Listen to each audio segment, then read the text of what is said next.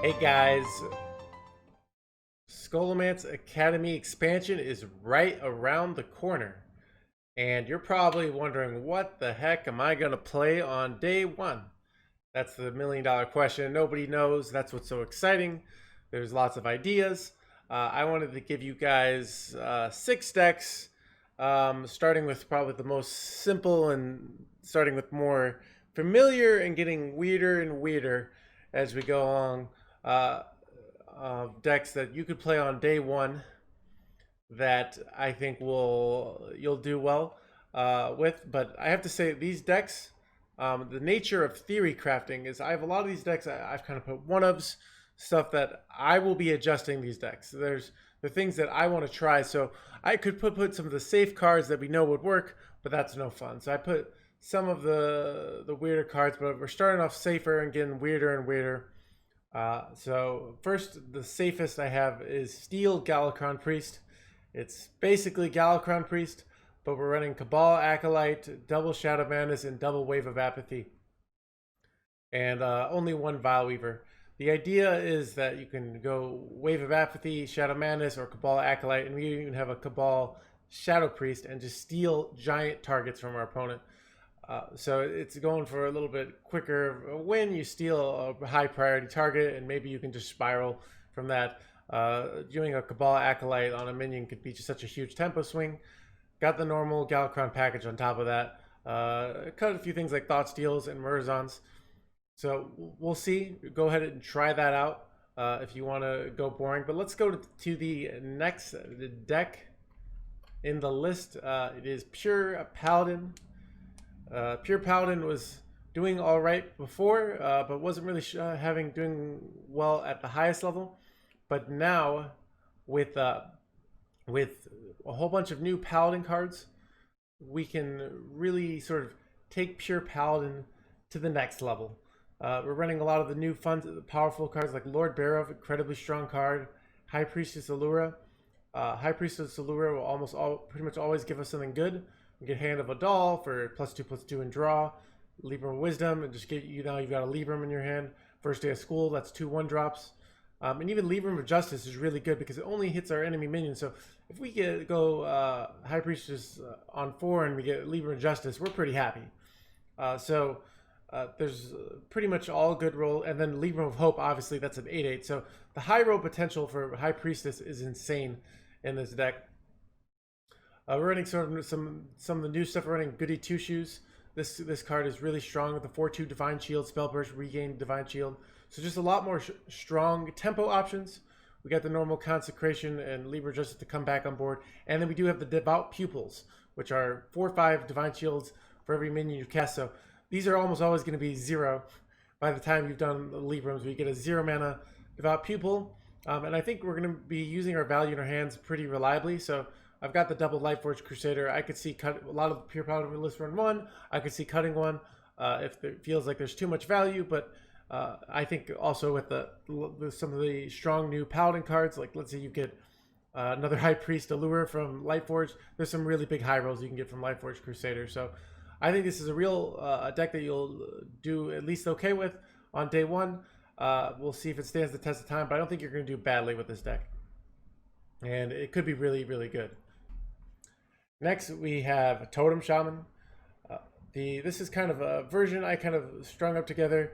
It's running a little less. It's running a lower curve. It's got some of the lightning blooms, so you can do something. Getting a totemic reflection can be game winning, so it allows you to do stuff like Diligent Note Taker into Totem Surge. It's very fast. You're going to run out of value very quick. But I think I like the idea.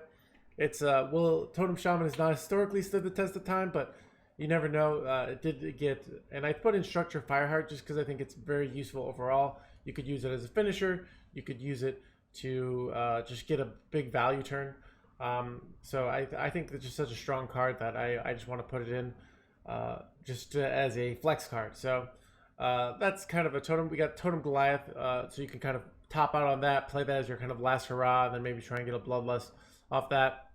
So that's what I'm going for with that deck. Nothing that fancy. Now we're getting to the funner stuff. we got Cube Priest 2.0. And this is not running the Galakrond package. We're running the powerful 1-drops, and then Imprisoned Vilefiend. And we're running for all our value comes from both the Vile Weavers and from Mind Reader Luciana and the Voracious Readers. So we're probably going to top out a lot, but you finish off your hand with something like a Voracious Reader, and you get 3 new draws, so you can play more stuff the next turn. Well, it'll be an interesting dance to see. Okay, does this have enough value? Do we want to cut one of these cards? I could see that, but it's an interesting thing. But I think what we're really looking to do with this deck is to do things like get a cheap Devout Pupil, and then go Embalming Ritual, Psyche Split, or just Grave Runes on it. Getting a 2-mana Devout Pupil and having 2 4/5s, that can just be so good. Not running Inner Fire, that could be a mistake, but I think we're looking to more win through board. The payoff for Inner Fire, I think, is not that big. But we can always generate. We have the Vile Weavers and the double powered shield to both get our Devout Pupils and generate value. So we can use that to generate potential win conditions. And we also can steal. So a lot of times what Cube Priest has really struggled against is things like Quest Warlock. But we do have Mind Reader Lucia. So we can play that and then just use all their Soulfires and destroy their hand. So we have the luxury to do that that we wouldn't have with our deck. So we can mind read their hand and use that to kind of finish them in a way. So I think that's the way I'm going in this direction of this deck. And I think I'm running a few 1-ofs because I'm just not sure on a lot of cards. I'm running only 1 Holy Nova, 1 Grave Runes. We'll see after I test it what gets cut. I like running 1-ofs because it allows me to kind of get an idea, is this card good in a few situations where eventually, as the list gets more refined, we'll be cutting cards and adding and making more cards to it. So that's the starting list. This is one of the decks I'm definitely going to be playing day 1. I love this style. So yeah. Next we got Deathrattle Egg Hunter. We got it's got the old egg style, but I think Hunter got a lot of potential tools for dealing with boards, and I've done some weird things in this one. This is what I meant. The lists are getting weirder and weirder. This is a list that I think I really like. Some of these ideas. So we got some normal Dwarven Sharpshooters and the new Demon Companion card, but I put a lot of mana synergy. So we're running. First of all, we're running Professor Slate, which is said to be a really bad card. But I'm also running Arcane Shot and Double Rapid Fire.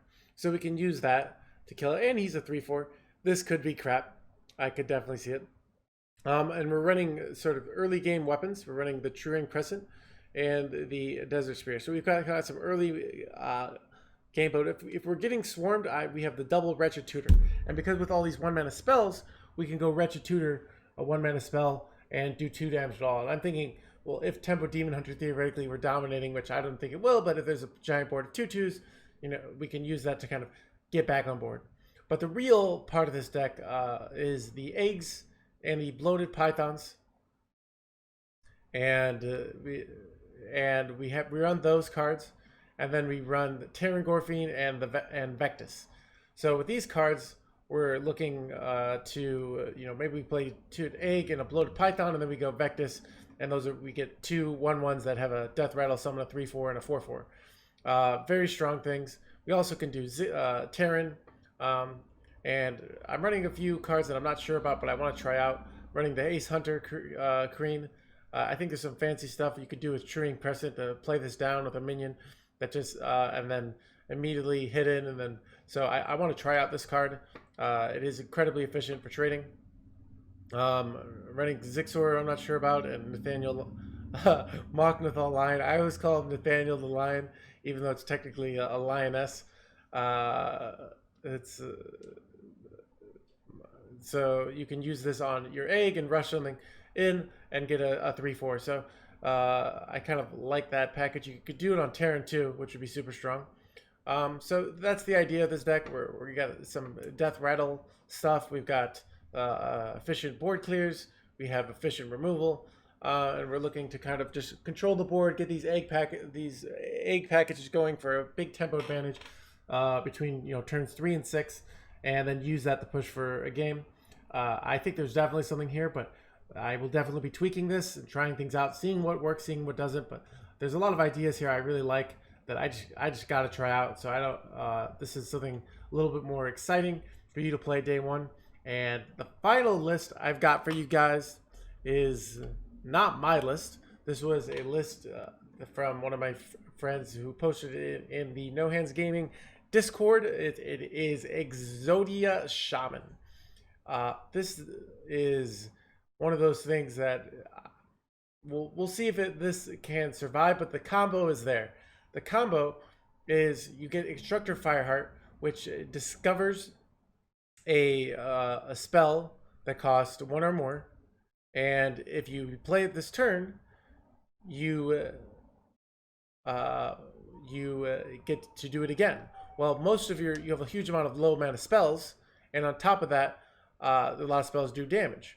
So what you do is you do Dwarven Archaeologist, which whenever you discover a card, reduces cost by 1. You play a second Dwarven Archaeologist, you go Faceless Manipulator, then you go Lightning Bloom, and then you go Instructor Fireheart. And supposedly this should give you lethal 80% of the time.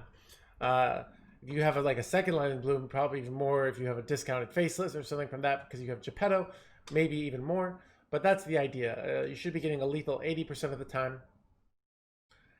Just by getting Lightning Bolt, Fire, or maybe you have some useless ones. You use a Totemic Surge or something like that. Or you can't really get Totemic Surge because it's 0, but you could get something else that isn't useful for dealing damage to the face. And basically everything else is cycle and delay. So we've got some Torrents, we got Earthquake, we got Hagatha Scheme, we got Lightning Storms, we got Blood Mage Thalanos Devolving, everything to just delay our opponent until we can get our Exodia combo.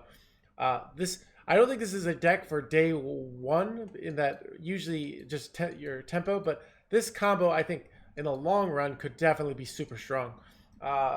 Just usually aggro is what works on day one, but if you want to do something spicy, I'm looking forward to trying out this concept. This concept is really interesting and could be just, if you can cycle through your deck reliably, because Shaman has historically struggled. Control Shaman has some powerful tools, has things like Hagatha, Earthquake, has the Rush, Wind Fury, Lifesteal Elemental. I'm blanking on the name, the 4/8. Even though this isn't running that, I could see that this running that. But it has a lot of tools for control, but then often you just lose at the end. With this, it's a little different because we draw to an Exodia, and that works 80% of the time. And maybe if we've already done some damage to our opponent, which is unlikely because we have very defensive, but maybe we've managed to do some damage, we might be able to pull off a win, even though if we can get them down to something like with Serpentine Portals down to 26 or something like that, or maybe we can pull off the combo sometimes if we're in desperation with just Dwarven, double Dwarven Instructor. So there's a lot of cool things to go for here. Like I said, I'm not sure if this combo was the best day one, but it is the spiciest, one of the spiciest lists I've seen, and I think the idea is there, and I think it's an idea that it's much more likely to work later in the expansion when things have been a little more figured out, but it's going to be a lot of fun day one. So those are my 6 decks for you to play on day one. Once again, we have Tempo Steel, Galakrond Steel Priest, Pure Paladin, Totem Shaman, Cube Priest, Deathrattle Hunter, and Exodia Shaman. These are some ideas that I think would be a lot of fun day one. So go ahead and try those. Remember, anything I come up with, there's going to be a better list literally on day 2. But everyone wants to play on day 1, myself included. I'm going to be tweaking this. If you want to see, I'm going to be playing a lot of these lists to start off, but I'm sure they're going to change real fast. But feel free to. I'll be streaming all day on Twitch on Thursday. So if you want to see the deck refining process in action, feel free to tune in. Hope to see you guys there.